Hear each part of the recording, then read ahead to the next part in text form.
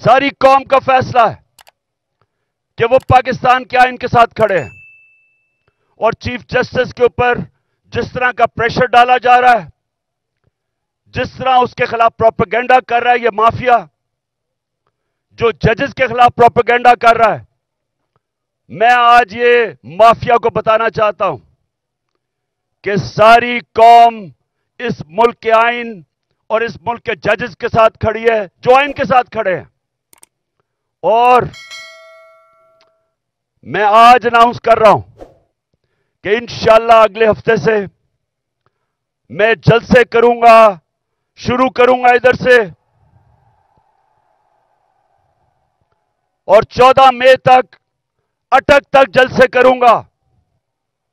मैं पब्लिक में निकलूंगा, अवाम को तैयार करूंगा और अवाम को तैयार करूंगा कि हम किसी सूरत ये जो 2 केयर टेकर पंजाब में गवर्नमेंट और पख्तूनख्वा में जिनका मुद्दत खत्म हो चुकी है, इनकी कोई कानूनी हैसियत नहीं है, इनका जवाज आज बिल्कुल गैर कानूनी है, तो हम डिमांड करेंगे कि हमें इलेक्शन दिए जाएं। पंजाब का इलेक्शन अनाउंस हो चुका है, उसकी कैंपेन शुरू कर रहा हूं। पख्तूनख्वा के लिए हम हाई कोर्ट में, हम सुप्रीम कोर्ट में जाएंगे, वहां के लोगों के लिए भी इलेक्शन चाहते हैं, क्योंकि 70% पाकिस्तान में अवाम की कोई नुमाइंदगी नहीं है। हमारा आइन पाकिस्तान का कहता है कि अल्लाह की हाकमियत के बाद अवाम के नुमाइंदों की हाकमियत है, ना इस वक्त पख्तूनख्वा में है और ना पंजाब में है। और मैं आज एक और बात कहना चाहता हूं कि अगर यह हुकूमत चलती गई, इन्होंने मुल्क का दिवालिया निकाल दिया है, मुल्क की तारीख की सबसे ज्यादा महंगाई की है। आज 3 गुना महंगाई है। जब जनरल बाजवा ने हमारी साजिश के तहत गवर्नमेंट गिराई थी, 1 साल में 3 गुना महंगाई है पाकिस्तान में। आज सुन लो जरा सारे पाकिस्तानियों, आपके बैंक में 1 साल पहले जो 100 रुपया था, आज वो उसकी सिर्फ खरीदार की कुव्वत 62 रुपया रह गई है।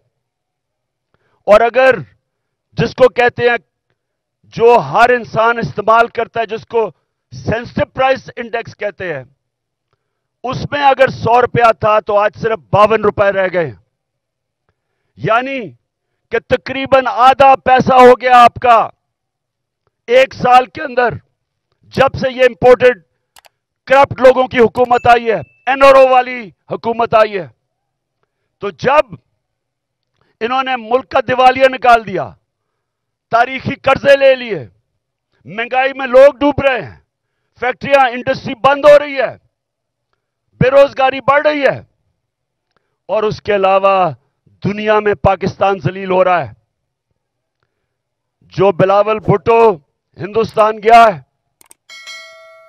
जिस तरह का वहां रवैया हिंदुस्तान के फॉरेन मिनिस्टर का था, ये हम सब के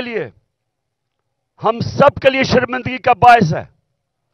सवाल ये पूछते हैं कि सारी दुनिया के चक्कर लगा रहे हो बिलावल भुट्टो, पहले बताओ, जाने से पहले आप ये किसी से पूछते हैं कि जब आप एक मुल्क का पैसा खर्च कर रहे हैं, डॉलर खर्च कर रहे हैं ट्रिप्स पे, तो उसका फायदा और नुकसान क्या होगा?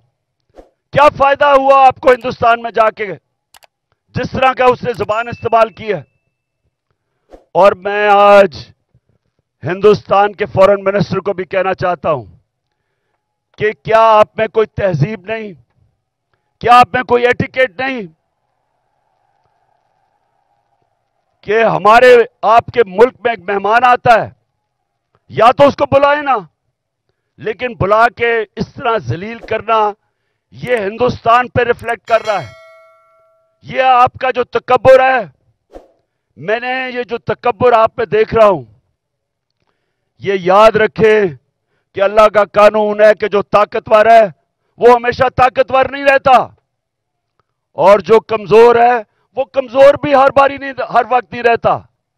انشاءاللہ ہمارا ملک اٹھے گا اور قانون کی حکمرانی کے اوپر ہم کھڑا کریں گے، رول آف لا پہ اس قوم کو کھڑا کریں گے اور انشاءاللہ ایک عظیم ملک بنائیں گے۔ لیکن اس سے پہلے ملک میں الیکشن کی ضرورت ہے۔ اس ملک میں الیکشن ہو، عوام کے نمائندے اوپر آئیں۔ یہ جو گھس بیٹھی ہے سازش کے تحت، پیسے چوری کے پیسے سے لوگوں کو خرید کے، اور یہ جو اوپر آ کے بیٹھے ہیں، یہ جب تک ہے ملک نیچے جاتا رہے گا۔ یہ جو جنرل باجوہ نے تحفہ دیا ملک کو، جو اس ملک کو تباہی، جو جنرل باجوہ نے ملک سے کیا ہے، کوئی دشمن بھی نہیں کر سکتا تھا۔ کوئی دشمن ایک سال میں پاکستان کو وہ نقصان نہیں پہنچا سکتا تھا جو جنرل باجوہ پہنچا کے گیا ہے۔ اور یہ جو شہباز شریف ہے، میں سے سوال پوچھتا ہوں کہ تم برطانیہ کیا کر رہے ہو؟ تم جو برطانیہ چلے گئے ہو، آپ کے پاس ٹائم اتنا زیادہ ہے؟ کیا آپ کو پتا نہیں کہ یہاں 2 دن پہلے 6 ہمارے فوجی شہید ہوئے، 7 پارا چنار میں ٹیچر کو انہوں نے گولیاں ماری۔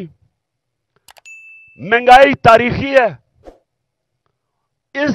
ان حالات کے اندر تم کیسے ملک چھوڑ کے وہاں چلے گئے؟ کیونکہ پیسہ تمہارا باہر پڑا ہے، بھائی تمہارا مفرور باہر بیٹھا ہوا ہے، بزنسز آپ کی باہر ہیں، بچے آپ کے باہر ہیں، آپ کی بزنسز، بچے، آپ کے علاج، سب کچھ ملک سے باہر ہے۔ تو ملک صرف پیسہ بنانے کے لیے آتے ہیں۔ اس لیے میں سارے پاکستانیوں کو آج کہہ رہا ہوں کہ دیکھیں، اب جو آج پاکستان میں حالات ہیں، یہ سمجھ جائیں کہ قوم کا وقت آ گیا ہے کہ باہر نکلنے کا۔ میں نکل رہا ہوں، جان کو خطرہ ہے۔ 2 دفعہ